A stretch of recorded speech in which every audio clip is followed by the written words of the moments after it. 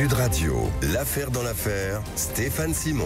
Bonjour, bienvenue à tous pour votre rendez-vous du samedi en partenariat avec la revue trimestrielle Affaires criminelles. Avec moi, l'équipe de l'affaire dans l'affaire, Jean-Marie Bordry, la voix des matinales de Sud Radio et Jade Serrano, bien sûr, journaliste enquêtrice. Nous accueillons aujourd'hui Rachida Kaout, présidente du Haut-Commissariat des diasporas africaines, élue Ivry-sur-Seine, et également Rodrigo Arenas, député de Paris. Bonjour à tous les deux. Bonjour. Bonjour. Aujourd'hui, nous allons parler du drame qui a saisi la France le week-end dernier, le meurtre d'Aboubacar Cissé, frappé à 57 reprises par le couteau d'un tueur solitaire, Olivier Hadzovic, 21 ans, qui a frappé mortellement à la mosquée de Bois-Cambes. Mais si vous le voulez bien, revenons sur les faits. Nous sommes le 25 avril dernier, je le disais. Voici le récit du meurtre de Aboubacar.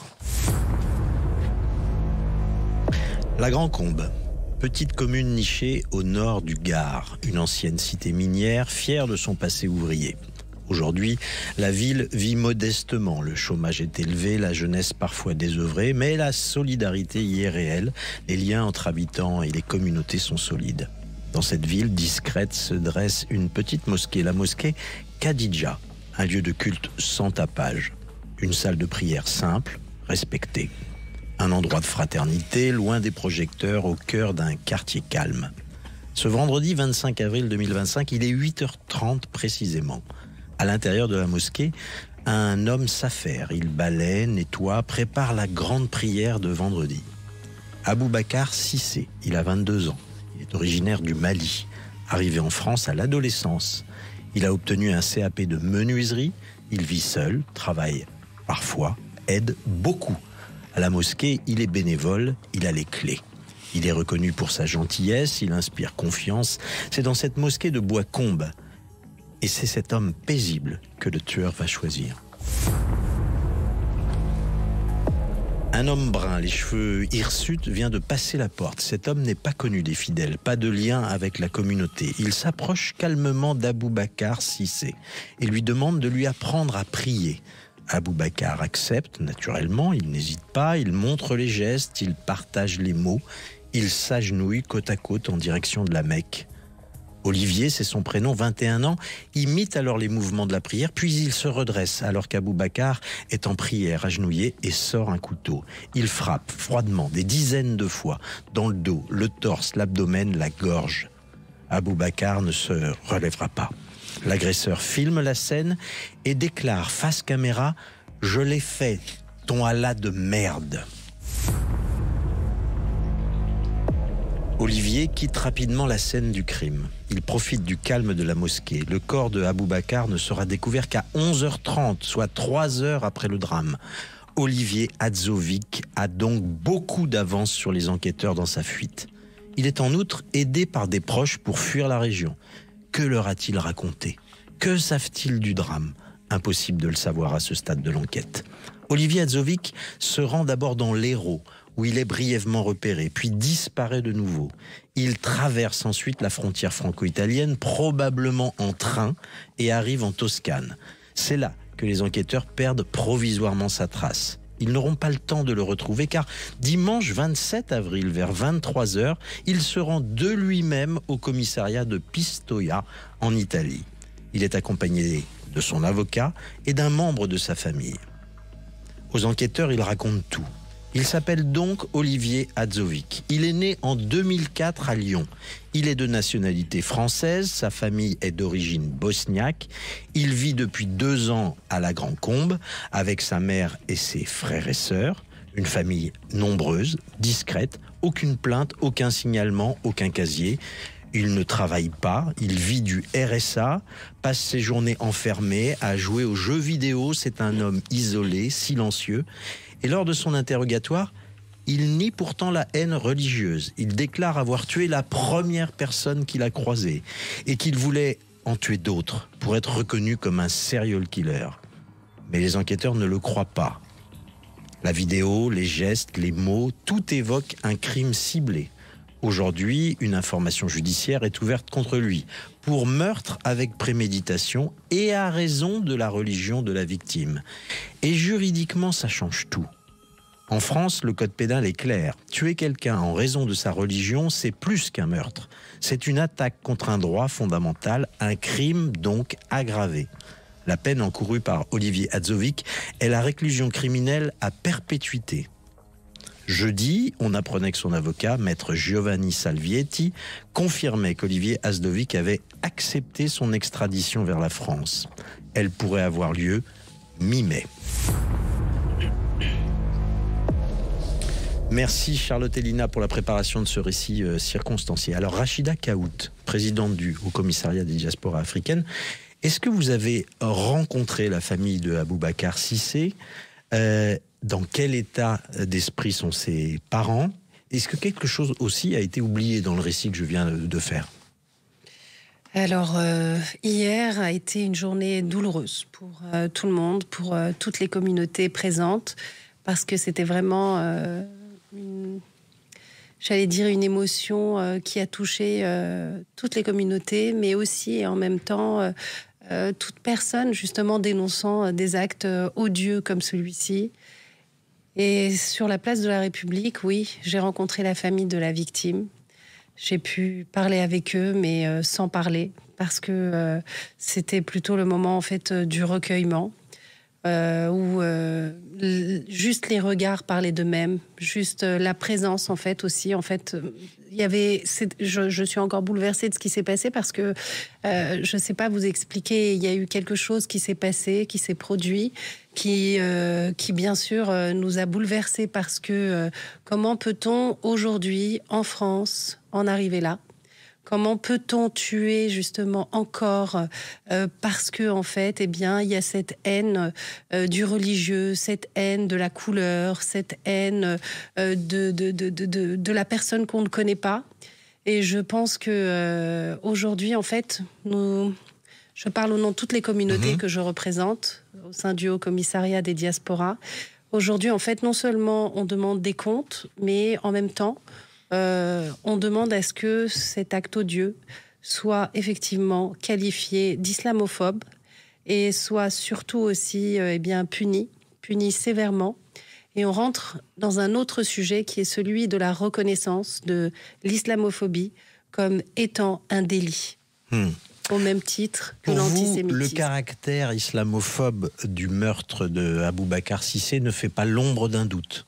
Absolument. Vous l'avez dit tout à l'heure, cette personne qui a tué Aboubacar Cissé a crié dans la vidéo, justement, ton Allah de merde. Et en même temps, il est venu dans un lieu de culte. Il a ciblé. Il aurait pu... vous avez dit qu'il a dit qu'il voulait tuer ce jour-là, être un serial c'est ça ? Un serial killer. Un serial killer. Mais... pourquoi il n'est pas allé, en fait, n'importe où ? Il aurait pu aller n'importe où. Non, il a choisi une mosquée, il a choisi un fidèle musulman qui était là, en fait, pour prier ou que sais-je, pour tout simplement, en fait, se recueillir dans ce lieu sacré. Et il a, en plus, crié « ton Allah de merde ». Donc oui, c'est un acte islamophobe. Alors on a entendu cette semaine, hier vendredi, on a entendu le père sur BFM TV qui a adressé un message en disant que son fils était fou. Et donc, que je pourrais lire très précisément sa déclaration, mais on voit bien que dans la famille Hadzovic, on met en avant des problèmes de santé mentale chez le tueur. Oui, la folie à bon dos, on le voit dès qu'on n'arrive pas en fait à trouver d'explications, rationnelles, parce que c'est tout sauf rationnel ce qui s'est passé. Eh bien oui, et la famille, qu'est-ce que vous voulez qu'elle fasse ? Comme n'importe quelle autre famille, elle va essayer de défendre coûte que coûte le membre de sa famille, en l'occurrence son enfant. Et la seule voie possible en France, c'est de décréter qu'il est fou. Rodrigo Arenas, je voudrais votre avis également. Je rappelle, vous êtes député La France Insoumise. Pour vous, l'acte islamophobe ne fait pas l'ombre d'un doute aussi ? En tout cas, ça a l'air d'être le motif tel que vous l'avez expliqué dans votre détail et tel que c'est présenté par la représentante du Haut Commissariat. Maintenant, moi je suis député, vous l'avez rappelé, je suis un ardent défenseur de la séparation des pouvoirs, donc il m'appartient de garder silence le temps de l'instruction, vous l'avez précisé dans votre intervention précédente, et aussi de ce que diront les juges. Si le caractère de la folie est plaidé par la famille, donc j'imagine aussi par les avocats, il ne m'appartient pas ici d'influencer par mon opinion une affaire en cours. Après, politiquement, si c'est la question que vous me posez, nous sommes dans un climat effectivement où nos compatriotes ou nos concitoyennes et nos concitoyens qui, de près ou de loin, se réclament de la religion musulmane, ne sont pas dans un climat serein, mais pas depuis cette année, depuis un certain temps.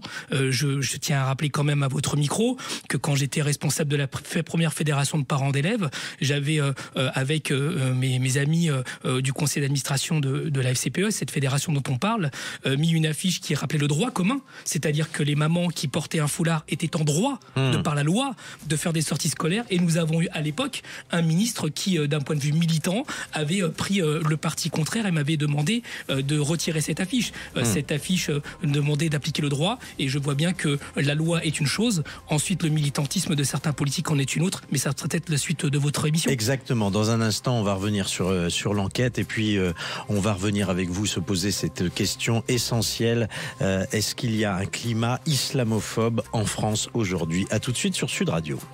Sud Radio, l'affaire dans l'affaire, Stéphane Simon. De retour dans l'affaire, une émission en partenariat avec la revue trimestrielle Affaires criminelles. Nous sommes en compagnie aujourd'hui de Rachida Kaout, présidente du Haut Commissariat des diasporas africaines. Rebonjour. Bonjour. Je suis également en compagnie de Rodrigo Arenas, député LFI de Paris. Bonjour. Voilà.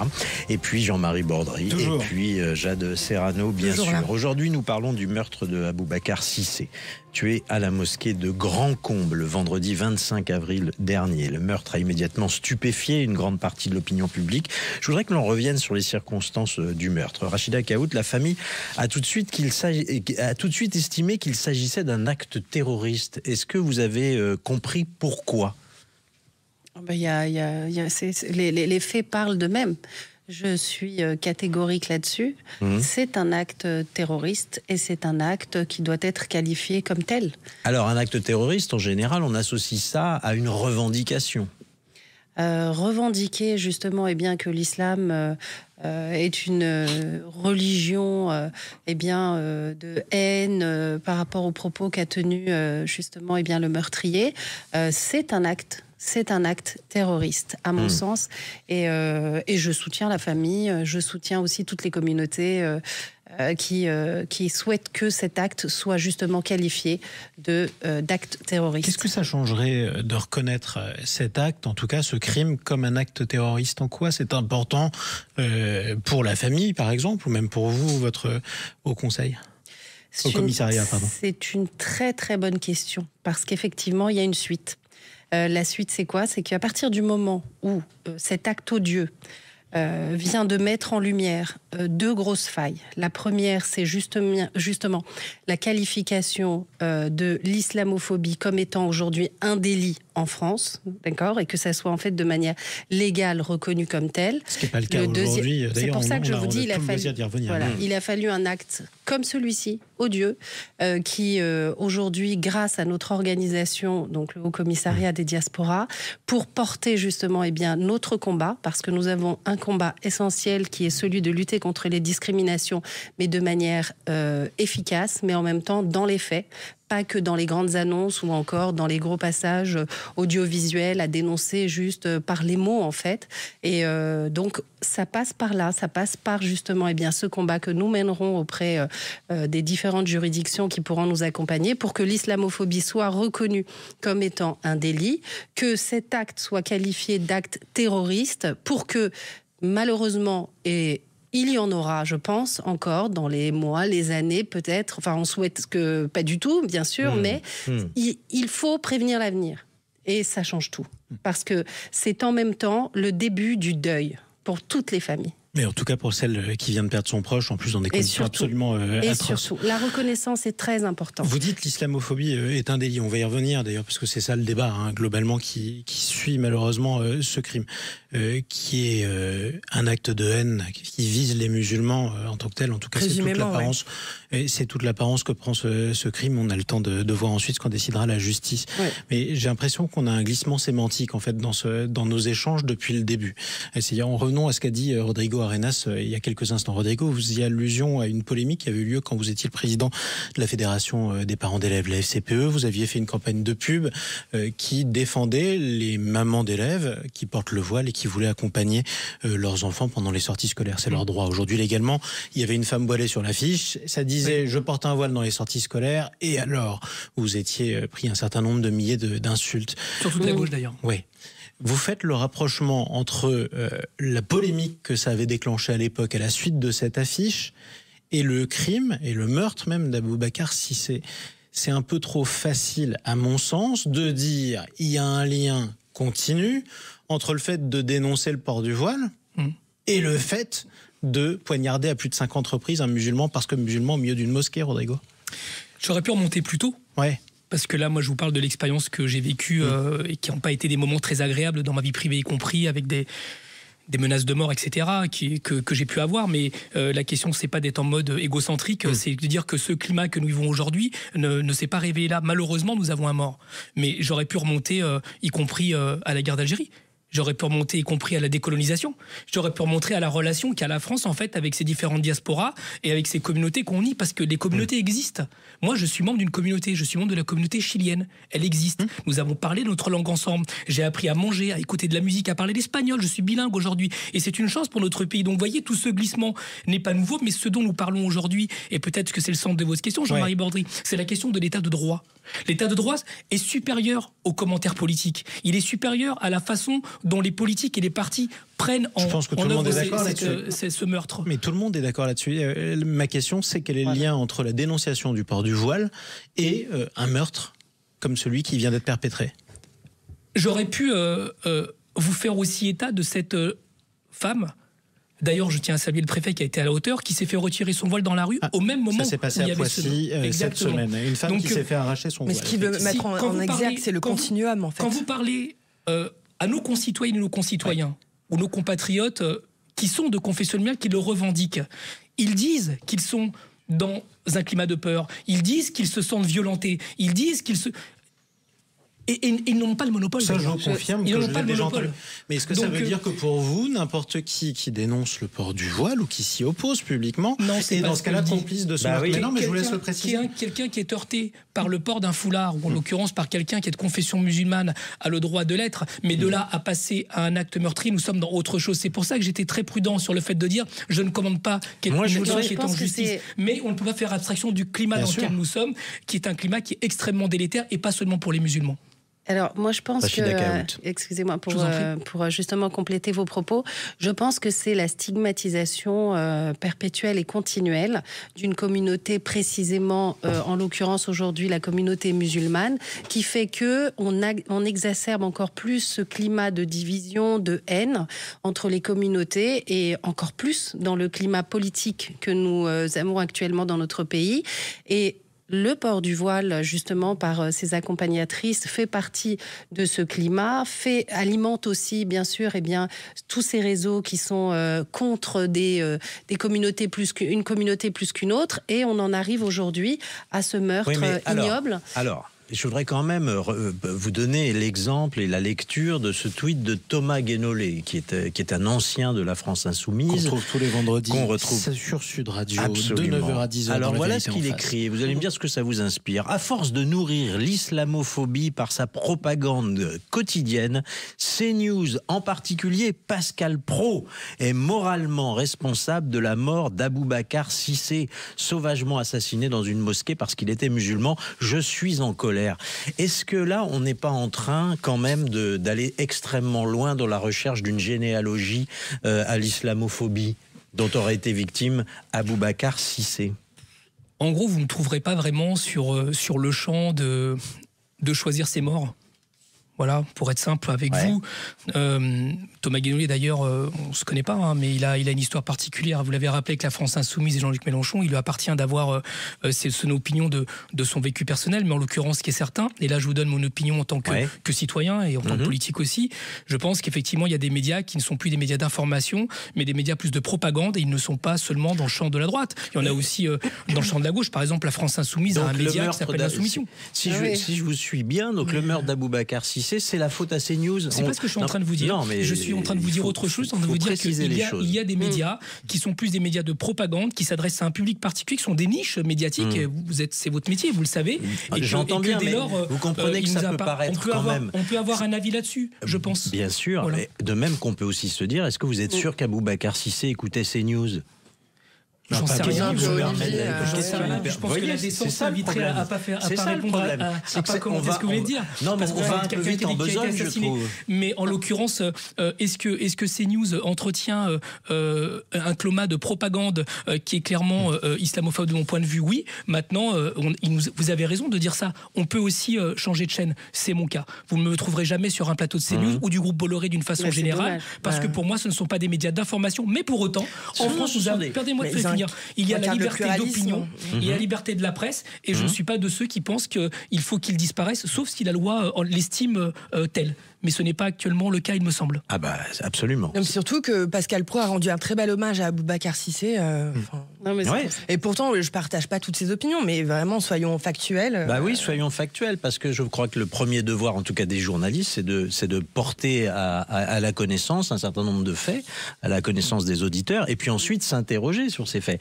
Mais là, c'est un peu aller rapidement en besogne que de dire c'est la faute à CNews, c'est la faute à Pascal Praud. L'ingérence. Moi, j'aimerais vous entendre là-dessus. Dernière chose, l'ingérence des groupes de Bolloré sur l'opinion publique et la vie politique française, c'est quand même un fantasme. Rachida Kaout, qu'est-ce que vous vouliez ajouter? On n'est pas du même avis, mais c'est pas très grave. Alors, moi, je suis depuis 2 ans maintenant, toutes les semaines sur le plateau de Jean-Marc Morandini. Et je peux vous dire que ce que vous dites, enfin après, c'est votre opinion. Hein, oui, bien sûr. Mais j'y étais souvent sur son plateau aussi. Donc. Oui, mais je pense que c'est important d'être libre, en fait, et de pouvoir parler de tous les sujets. Donc, effectivement, si on n'est pas content, on change de chaîne. Mais le fait de partager, je vais vous donner une expérience personnelle. Le fait, en fait, j'ai eu des gens qui étaient d'extrême droite, qui au final, en fait, m'écrivent pour me dire mais vos analyses, enfin les propos que vous tenez sur tel ou tel sujet, eh bien merci Madame Kaout. Après, vous en avez qui vous insultent, hein, ça c'est bon, ça fait partie, on va dire, du jeu du quotidien. Oui. Pardon. Et j'ai eu des gens, je vous disais, qui m'ont écrit et qui m'ont dit merci Madame Kaout, je suis d'extrême droite, mais ce que vous dites, eh bien oui, c'est juste. Alors, ça veut dire quoi? Ça veut dire qu'en fait, la politique de la chaise vide, et puis encore plus pour vous, Monsieur le député, qui avait une responsabilité et qui avait une voix qui porte, elle est essentielle. Donc la chaise vide, en fait, c'est justement ne pas apporter de réflexion pour pouvoir faire changer les choses à votre niveau et en même temps sur le territoire. Pourquoi? Parce que c'est pas parce qu'on a un avis qu'on ne peut pas changer. Si vous apportez des arguments, si vous apportez en fait des réflexions, si vous apportez des propositions, si vous mettez en lumière des situations, eh bien oui, il faut aller débattre sur les plateaux, même si ce sont des plateaux, comme vous dites, qui sont qualifiés de droite extrême ou encore avec... Alors pourquoi on dit ça d'ailleurs? Parce que les auditeurs justement sont ceux de la France profonde, ceux qui votent Marine Le Pen, ceux qui sont marqués vraiment à l'extrême droite. Et là-dessus, vous avez une responsabilité. Je suis désolée, c'est pour ça que j'y vais. On va revenir vers vous, Rodrigo Arenas, parce que là, vous venez d'être mise en cause dans un instant. Donc on revient. Oui, gentiment, bien évidemment, courtoisement, mais on n'en attendrait pas autrement de la part de Rachida Kaout. On va parler du moment de recueillement aussi organisé par la France Insoumise dimanche soir dernier. On va se demander s'il ne s'agissait pas là d'une forme de récupération politique. Oui, je pèse mes mots. À tout de suite sur Sud Radio. Sud Radio, l'affaire dans l'affaire, Stéphane Simon. Aujourd'hui dans l'affaire, nous parlons du meurtre de Aboubacar Cissé, tué à la mosquée de Grand Comble le vendredi 25 avril dernier. Le meurtre a immédiatement saisi d'effroi une grande partie de la classe politique et LFI a décidé de l'organisation immédiate d'un rassemblement silencieux place de la République. On va y revenir dans un instant, mais Rodrigo Arenas, juste avant notre coupure, eh bien, Rachida Kaout vous disait que la politique de la chaise chaises vides dans les médias Bolloré. C'était pas nécessairement la meilleure attitude. Qu'est-ce que vous vouliez lui répondre ? C'est pas une réponse, c'est une vraie discussion, une vraie question déontologique qui se pose. Il y a d'ailleurs des députés LFI qui vont dans ce groupe-là. Je pense à David Guiraud, par exemple, ou d'autres qui, pour le coup, occupent la place. Mais moi, je considère que c'est pas des médias d'information. C'est des débats qui créent plus de polémiques. Et d'ailleurs, je ne suis pas convaincu. Mais parce que l'Humanité Dimanche, par exemple, ça vous paraît être l'Humanité, d'une manière générale, ça vous paraît être un média d'information du journal. Oui. Mais vous m'avez questionné sur le groupe Bolloré, c'est là-dessus que. Non, mais parce que je voudrais voir ce qui est pour vous le média d'opinion et média d'information générale. Par exemple, je trouve que la tenue du débat que nous avons ici sur un fait dramatique.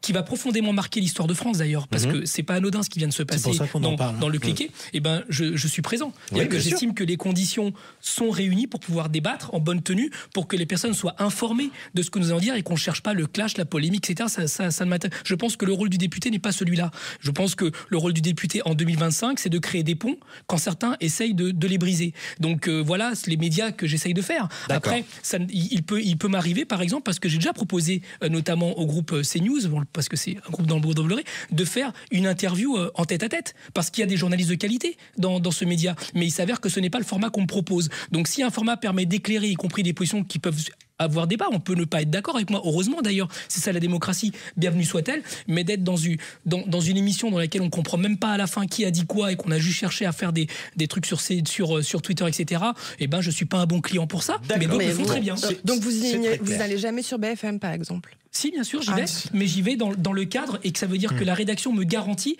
les conditions que je viens de vous exposer, madame. D'accord. Mais vous vous rendez compte qu'en fait, vous privez, si je parle du plateau sur lequel je vais régulièrement, vous privez 1,5 million de Français, justement, de votre opinion, de ce que vous pensez, de comment vous pouvez échanger. Et nous, on invite souvent Rodrigo Arenas, je pense pas que ma voix soit aussi attendue par le monde. Oui, mais vous pensez ça, mais en fait, vous savez, aujourd'hui, les Françaises et les Français attendent justement qu'on leur propose autre chose. Mais ça m'arrive de le faire, ne vous inquiétez pas. Ça m'arrive de le faire quand on me le propose dans les conditions que je viens. Quand ça apporte quelque chose sur Sud Radio, faire entendre ses arguments, c'est déjà ça. Oui. Alors, Rodrigo Arenas, je voudrais vous demander si vous étiez au rassemblement dimanche soir organisé par la France Insoumise, place de la République. Vous y étiez ? Alors non, je n'y étais pas. Ma journée était assez simple. Elle a été d'abord dans le 14e arrondissement, puisque je suis élu du 13e, du 14e, sur la commémoration, le souvenir de la déportation. La maire du 14e a eu la gentillesse de me laisser prendre la parole. Et ensuite, j'ai été au mémorial de la Shoah, à Paris, parce que je trouve que c'était aussi ma place et c'était le jour symbolique de la France de faire ça. Et puis après, je suis désolé, j'étais de tout cœur évidemment avec les personnes qui étaient là, parce que c'est à moi qu'il fallait marquer. Mais j'ai été voir mes enfants, que je vois très peu. Alors, on a vu Jean-Luc Mélenchon visiblement très ému, les yeux rouges, embués. On l'a vu, le chef de la France Insoumise, serrer dans ses bras une femme musulmane qui disait avoir peur. Et puis, on a aussi vu des débordements. On a vu le député socialiste Jérôme Guedj être traité de sale sioniste. On était clairement loin de la dignité indispensable pour honorer la mémoire de Aboubacar Cissé, non ? Oui, c'est insupportable. C'est indécent et ce n'est pas faire honneur à la mémoire du jeune homme assassiné que de rejeter quelqu'un qui participe, surtout en lui tenant des propos antisémites. Ce n'est pas acceptable. Ces actes ont été répétés d'ailleurs lors de la manifestation du 1er mai qui a eu lieu le jeudi de la même semaine. Et ce qui serait chouette, c'est que, à la fois en mémoire d'Aboubacar, mais aussi de façon générale à l'histoire de notre pays, je parle de ces bons moments évidemment, il serait bon de ne pas se concentrer sur des phénomènes isolés, j'ai envie de dire, qui sont le fait de personnes qui sont clairement radicalisées et qui ne rendent pas honneur. Ce n'est pas l'histoire de la gauche que de faire cela, de l'ensemble des personnes qui sont venues de façon sincère pour faire hommage. D'ailleurs, en ce moment même où nous parlons, il y a un certain nombre de municipalités et de mosquées qui font des hommages pacifiques, et j'ai aucun doute sur le fait qu'elles se passeront bien, parce que dans un rassemblement national, on peut avoir des dingos qui viennent. Par contre, quand on est dans une commune, tout le monde se connaît. Et là, ça se règle autrement. Alors, Rachida Kaoud, vous étiez présente dimanche soir, place de la République. Qu'est-ce que vous avez pensé de ce rassemblement silencieux, qui devait être silencieux, puis finalement, on a aussi entendu beaucoup de choses qui dépassaient complètement le cadre de l'hommage à Aboubacar Cissé? Alors, moi, j'étais présente hier, place de la République, où il y avait de nombreux députés élus de la France Insoumise, de la gauche, aussi d'Europe Écologie des Verts, dont Sabrina Sebaï, plus en fait une personnalité assez clivante qui était Assa Traoré. Et ce qui m'a choquée, alors moi j'ai été invitée évidemment par toutes les associations maliennes de France, dont le Haut Conseil des Maliens de France, et j'étais présente pour représenter le Haut Commissariat des Diasporas. Et j'ai été choquée et en même temps perturbée parce que la récupération qui a été faite hier, politique, est juste ignoble. Donc les Maliens se sont déplacés de partout, de Paris, de toute l'Île-de-France. Certains sont venus d'autres régions de France. Et ils étaient venus pour soutenir la famille. Je vous l'ai dit tout à l'heure, c'était plutôt silencieux. On se parlait avec les yeux, en fait. L'émotion était là, elle était vive. Sauf que nos politiques ne sont plus des politiques, ce sont en fait j'allais dire, ils ressemblent à des rapaces qui étaient là en fait pour récupérer politiquement des populations qui étaient venues parce que endeuillées et qui cherchaient des réponses à ce qui se passe en fait, et pour que ça, surtout, que ça ne se reproduise plus. Et là, j'entends sur la tribune, au micro, eh bien maintenant, vous avez vu ce qu'est la France, vous avez vu ce qu'il vous reste à faire, vous avez vu pour qui il faut voter. C'était un appel au vote. Ouais. On est là, on parle en fait, mais non, mais c'est terrible parce que il y avait toute la place était noire de monde. Et là, vous avez en fait des politiques indécents de la France insoumise qui, au micro, appellent au vote pour les prochaines échéances électorales. Je tiens à rajouter que la famille de la victime ne parlait pas et ils pleuraient parce qu'ils étaient complètement encore dans le traumatisme du meurtre de leur enfant. Et vous avez après, donc je ne citerai pas le nom, donc pareil, une députée qui à ce moment-là, au moment où je devais prendre la parole, donc interdit formellement à ce que je prenne la parole. Est-ce que vous avez une étiquette de droite, c'est pour ça ? Parce que en fait, je suis effectivement au-delà d'être à la tête du Haut Commissariat des Diasporas, qui est une organisation apolitique et qui n'a aucune appartenance religieuse ou politique, neutre, complètement neutre. C'est bien pour ça que d'ailleurs on est respecté. Mais effectivement parce que c'était Rachida Kaout, l'élu de la République, l'étiquette Renaissance. Et là après, donc, nous avons eu un échange qui a été assez vif et où je lui ai dit... je lui ai dit comme ça, je lui ai dit ta place n'est pas ici. On n'est pas là pour faire de la politique. On est là parce que justement, d'une seule voix, nous devons combattre tous les actes racistes dans ce pays, tous les actes islamophobes, antisémites ou anti-chrétiens. Et aujourd'hui, je lui ai dit, tu as une responsabilité, c'est celle justement d'outrepasser tes combats habituels, idéologiques et que sais-je, et d'une seule voix, portons ce combat contre toute forme de racisme. Eh bien, ça n'a pas marché. On est quand même en plein dans la récupération politique, quand même, Rodrigo Arenas, c'est-à-dire ce drame, qui est un drame qui a manifestement à voir avec l'islamophobie. Est-ce que finalement la France insoumise ne fait pas exactement ce qu'elle reproche à Éric Zemmour de faire quand la petite Lola est tuée par un OQTF et que, eh bien, à droite, on demande hommage à Lola, etc. Et là, on entend récupération politique, etc. Est-ce que c'est pas la même chose finalement ? J'ai fait une interview chez vos confrères de Entrevue, comme quoi ça m'arrive à parler des médias qui sont pas de mon bord. Le politique, son business, c'est la récupération politique. Ouais, c'est l'électoralisme. C'est pas faux, mais c'est bien de le dire. Voilà. Je vous le dis parce que moi, ça m'est arrivé dans mes anciennes fonctions associées pour essayer pas pour déplacer, pour ne pas faire face à ce que vous me dites, mais pour voir un peu les choses. Ça m'est arrivé que de virer des politiques devant les écoles, de quelque bord que ce soit. Et qui sont les mêmes qui après m'expliquaient qu'il ne fallait pas faire de campagne électorale pour que les parents choisissent leurs représentants en fonction de valeurs, en fonction d'un projet éducatif. Oui, mais il y a une différence entre aller sur les marchés devant les écoles et récupérer un assassinat. Non, parce que quand on vient dans les écoles, c'est pour avoir des voix, madame. C'est pas pour dire que les parents sont formidables. C'est en général pendant les campagnes électorales.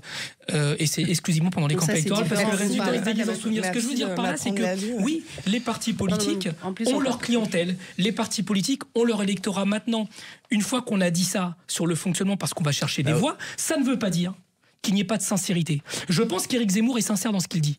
Et c'est pour ça que je le combats. Et de la même façon, et ce n'est pas un parallèle parce que je ne suis pas dans les confrontations d'extrêmes, je pense que les larmes de Jean-Luc Mélenchon que vous avez citées tout à l'heure, qui ont été décriées, y compris sur des magazines et des journaux, sont des larmes de sincérité pour le connaître un peu sur ce sujet-là. N'oubliez pas ses origines. N'oubliez pas d'où il vient.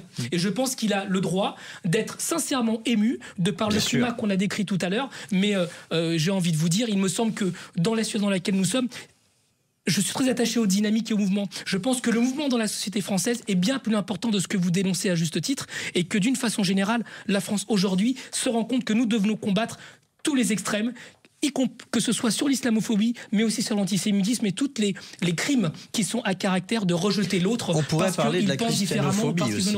On en parlera dans un instant de la christianophobie, mais je crois que... Juste un mot, pour être juste avec les politiques aussi, quand ils ne viennent pas sur les lieux d'un drame, on leur reproche aussi s'ils ne le font pas assez vite. C'est ce qui a été reproché cette semaine à Bruno Retailleau, le ministre de l'Intérieur, qui ne recevra que lundi prochain, on l'a appris vendredi, la famille d'Aboubacar Cissé. Absolument. On revient tout de suite sur les circonstances du meurtre de Aboubacar Cissé, mais surtout sur les réactions politiques et ce que certains appellent de la récupération. À tout de suite sur Sud Radio. Sud Radio, l'affaire dans l'affaire, Stéphane Simon. Nous sommes avec nos invités. Nous parlons aujourd'hui du meurtre d'Aboubacar Cissé et évidemment de la récupération politique, diront certains, simplement des hommages, diront d'autres. Nous parlons avec nos invités Rachida Kaout, présidente du Haut-Commissariat des diasporas africaines, rebonjour, et Rodrigo Arenas, député La France Insoumise de Paris, qui est avec nous également. Alors, je voulais vous demander, est-ce que vous pensez qu'il existe une islamophobie d'État ? Je vais revenir vers vous, mais d'abord, j'aimerais que chacun d'entre vous nous définissent exactement ce qu'est l'islamophobie. Brièvement, Rachida Kaout, pour vous, qu'est-ce que c'est que l'islamophobie ? Alors, moi, je vais vous dire, je vais vous lire. Allons-y. Une recherche que je viens de faire parce que j'ai ma définition personnelle de ce qu'est l'islamophobie. Mais je trouve intéressant aussi de voir la définition exacte. Alors, attendez. L'islamophobie désigne généralement la peur, l'hostilité ou les préjugés envers l'islam ou les personnes perçues comme musulmanes. Donc, le terme peut recouvrir plusieurs réalités, selon les contextes. Vous avez le sens sociologique et politique et le sens juridique. Alors, moi, je vais prendre le sens juridique. Le sens juridique, c'est une discrimination, propos haineux ou actes hostiles dirigés contre des individus à cause de leur appartenance réelle ou supposée à la religion musulmane. Et je confirme cette définition. D'accord. Rodrigo Arenas. Je suis d'accord avec ça. Bon, parfait. Alors, je voudrais vous lire ce tweet. Je conteste le terme d'islamophobie. On a le droit de ne pas aimer l'islam comme on a le droit de ne pas aimer le catholicisme. Et c'était un certain Jean-Luc Mélenchon qui disait ça en 2015. Alors, qu'est-ce qu'il faut comprendre de ce changement de Jean-Luc Mélenchon ? D'abord qu'on peut évoluer sur sa pensée, que c'est positif pour un pays comme la France, et que je ne désespère pas que M. Retailleau, par exemple, arrête d'emmerder les Arabes de ce pays. D'accord. Alors, en quoi il emmerde les Arabes de ce pays ? Sur les propos qu'il tient, il y a un grand florilège là-dessus. Par exemple, quand il parle du voile, quand il parle... C'est-à-dire ? Comment ? Et c'est-à-dire, quand il parle du voile, est-ce que, j'y reviens quand même, est-ce que dire je suis contre le voile, je suis contre le port du voile, c'est être islamophobe et donc commettre un délit pour vous, c'est quasiment être raciste ? Je pense que quand on est un homme d'État, parce que pour le coup c'est un homme d'État, il y a des mots et des paroles qu'on ne tient pas. Oui, mais c'est pas la question que je viens de vous poser. Mais je vous réponds de cette façon-là. C'est justement à côté. Non, je réponds pas à côté.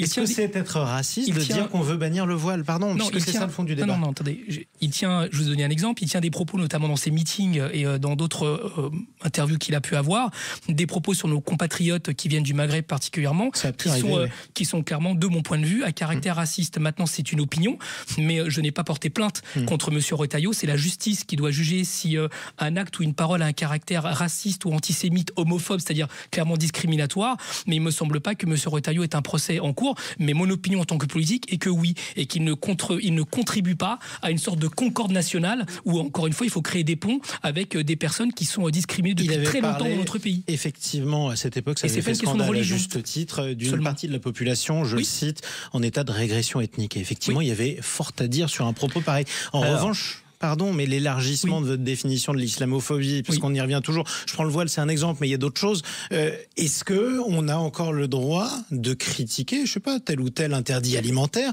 telle ou telle méthode d'abattage de l'animal, pardon, je vais le dire en français, ou alors le port du voile, est-ce qu'on a encore le droit de le dire, ou est-ce que pour vous, pardon, mais c'est islamophobe, donc c'est raciste et il faut y mettre un terme? En fait, il y a deux parties dans ce que vous dites. Est-ce qu'on a le droit, à titre personnel, de considérer que le voile, la perruque, quel outil d'ailleurs de signe ostentatoire.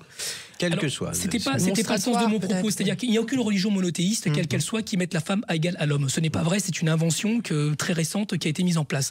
Dans toutes les religions monothéistes, à l'époque, Jean-Luc Mélenchon disait que c'était une obscénité cette affaire de voile. Je le cite encore. Mais on a le droit ou pas? De quoi? De penser qu'une religion pose une question de domination de l'homme sur la femme? Oui, on a le droit de le penser.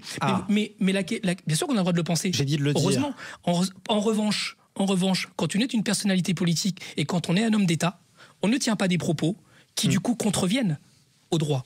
Et il me semble que là, on franchit un passé. C'est l'exemple que je vous avais donné dans mon opposition à un ministre, que M. Jean-Michel Blanquer pense ce qu'il souhaite du foulard, c'est son affaire personnelle. Mais en tant que ministre d'État, on dit toujours... D'ailleurs, moi, vous savez, on connaît depuis longtemps Jean-Marie Bordé, vous savez que je suis athée. Mais il m'empêche que, en tant qu'ancien responsable d'une fédération, aujourd'hui en tant que député, je n'ai pas à me prononcer en désaccord. Est-ce que ça freine pas un peu la liberté d'expression, ça, une appartenance ou il réclame une appartenance religieuse? Ce que je conteste aujourd'hui, c'est qu'il y a une assimilation dans notre pays d'une personne qui vient du Maghreb avec une religion, ce qui n'est pas asymétrique. On peut tout à fait être né en Algérie et ne pas être musulman, mais il s'avère que quand on porte les stigmates, d'ailleurs ce sont les stigmates qui ont une question raciste de vouloir les mettre en œuvre, parce que moi, quand vous me regardez, on me met dans beaucoup de catégories. Il s'avère que quand on a en France en 2025 ce parallélisme des formes entre une religion et un peuple, là on est en train de verser dans quelque chose. Et je pense que Bruno Retailleau verse dans ce genre de poser les gens. Ceux qui essayent de nous faire dire que être contre le port du voile, c'est être islamophobe, ce sont souvent des islamistes, et d'ailleurs ils essaient de nous faire croire que toutes les musulmanes portent le voile et celles qui ne le portent pas sont plus musulmanes. En tout cas, elles ont le droit de le faire. C'est quand même, vous concevez, Rodrigo Arenas, que c'est quand même un frein à la liberté d'expression. Vous êtes en train d'expliquer que certains ministres, sous prétexte qu'ils sont politiques, ne doivent pas dire ce qu'ils pensent finalement. Non, ils doivent respecter la loi. D'accord. Ils doivent rappeler que le droit le permet. C'est quoi la question que je voulais vous poser tout à l'heure? Je vous l'ai dit, c'est le droit. La frontière, nous sommes dans un état de droit. Alors justement, est-ce qu'il existe une islamophobie d'État? Est-ce que vous êtes d'accord avec ce propos de Thomas Porte, qui est un député de la France Insoumise? Est-ce qu'il existe une islamophobie d'État? C'est ce que j'essaye de vous expliquer, peut-être maladroitement, pardonnez-moi si c'est le cas. C'est que quand vous avez un ministre d'État... Non mais dites-moi oui ou non, ça va aller un peu plus vite. Parce que je viens voir, parce que vous n'êtes pas dans la simplicité. Ce n'est pas oui ou non, c'est pas binaire. Je pense que ce que vous posez est un chemin philosophique. Donc ça demande de prendre du temps. Après, peut-être que je suis trop long et pardonnez-moi. Ce que j'essaye de vous dire, c'est que quand vous êtes un ministre d'État, que vous êtes en responsabilité, il y a des choses que vous vous interdisez. Parce que vous ne vous présentez pas vous-même. Si des politiques qui aujourd'hui tiennent des propos que oui, je qualifie d'islamophobes au sens de la définition qui a été lue par madame tout à l'heure, eh bien, je pense que on dénature la fonction. Maintenant que M. Retailleau et un autre et cette opinion, ils ont tout à fait le droit de l'avoir. Je crois que j'ai bien compris, mais je voulais avoir votre avis sur l'islamophobie d'État, parce que si ça existe... Alors oui, je pense que si un ministre tient des propos qui sont clairement islamophobes au sens de la définition qui a été donnée, alors oui, il y a l'islamophobie d'État. Alors s'il y a islamophobie d'État, pardonnez-moi, je vais vous demander la question suivante. Est-ce que vous êtes en mesure de me citer une seule loi de la République qui s'en prenne aux musulmans? Une seule loi qui s'en prenne aux musulmans? C'est pour ça que je vous ai fait la différence. Il faut être sincère dans votre question. Les propos qui sont tenus par rapport à nos compatriotes de confession musulmane par des ministres d'État, oui, je les qualifie de cet ordre-là. Mais vous le savez comment? Parce que... Ce sont des projets. Pardon? C'est des propos. Voilà, écoutez, à ce moment-là, je vais excusez-moi, l'islamophobie d'État, je vais vous faire une réponse du berger à la bergère. Est-ce que vous avez, dans les propos que je tiens, ou d'un député, puisque c'est souvent eux qui sont ciblés, des propos qui sont clairement antisémites? La réponse est non. Et pourtant, une grande majorité de nos compatriotes pensent que oui. Alors, dernier petit point. Je voudrais quand même qu'on rappelle, parce qu'on a beaucoup parlé d'islamophobie, mais il faut quand même rappeler aussi qu'il y a de la christianophobie dans notre pays. C'est important de le dire. C'est important important aussi de dénoncer l'antisémitisme.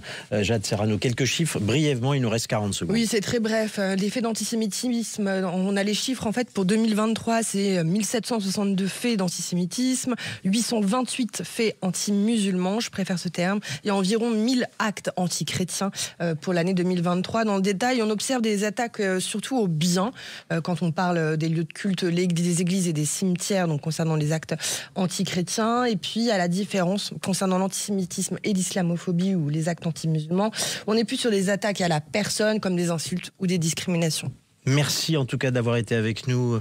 Merci beaucoup. On vous aurait interviewé des heures. Juste un tout petit mot de conclusion. Un petit mot de conclusion sur justement, est-ce qu'il y a une islamophobie d'État? Je dirais qu'en fait, il y a un garant qui est aujourd'hui en fait essentiel pour toutes les communautés, pour toutes les religions aussi en France. C'est justement la laïcité. Et là-dessus, si vous voulez, j'insiste, et c'est pour ça qu'en fait, en réalité, on ne pourra pas parler d'islamophobie d'État au même titre qu'une haine contre une religion ou une autre, si la laïcité est respectée à tous les niveaux. Merci beaucoup à tous les deux. Vous pouvez retrouver notre émission sur la chaîne YouTube de Sud Radio. La semaine prochaine, on se retrouve samedi midi, 12h, 13h pour une nouvelle affaire dans l'affaire. Tout de suite, c'est Alain Marty qui nous emmène sur les routes des vins de France. Vous préférez les vins de Loire ou le champagne? Je passe mon tour. Écoutez, vous aurez le choix entre les deux, juste après les informations, avec modération. Allez, à tout de suite sur Sud Radio.